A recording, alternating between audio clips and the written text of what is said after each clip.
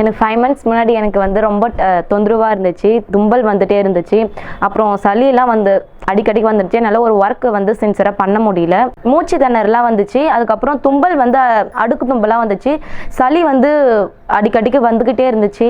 நிறைய ஹாஸ்பிட்டல் போயிருக்கோம், ப்ரைவேட் ஹாஸ்பிட்டலுக்கு ட்ரீட்மெண்ட்லாம் கொடுத்தாங்க, எனக்கு ஆனால் எதுவுமே க்யூர் ஆகலை.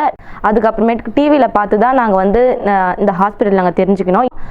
இந்த ஹாஸ்பிட்டலுக்கு வந்து இந்த சார்கிட்ட நான் ட்ரீட்மெண்ட் எடுத்ததுலேருந்து எனக்கு வந்து க்யூரியான ஃபீலிங் இருக்குது. இருந்த மாதிரி எனக்கு இப்போ எந்த டார்ச்சரும் இல்லை. நான் 3 months ட்ரீட்மெண்ட் எடுத்துகிட்டு இருக்கேன். இப்போ வந்து எனக்கு நான் நார்மலாக இருக்க ஃபீலிங் எனக்கு வருது. பாப்பா பேர் ஹேமஸ்ரீ. இதுக்கு ஸ்கூலில் வந்து ஒரு 2 தடவை மூச்சு திணறல் அதிகமாக இருந்தது. அடுக்கள் தும்பிகிட்டே இருப்பாங்க, குறைஞ்சபட்சம் ஒரு 10 நிமிடமாவது அந்த தும்பல் வந்துகிட்டே இருக்கும்.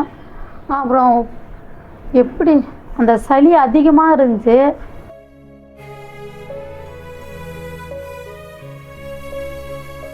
பாகூரில் வந்து தனியார் ஹாஸ்பிட்டலில் வந்து நாங்கள் ஒரு 2 பார்த்தோம், ஸ்கேன் பண்ணி பார்த்தோம், எல்லாமே பார்த்தேன், பொண்ணுக்கு வந்து தெரியல.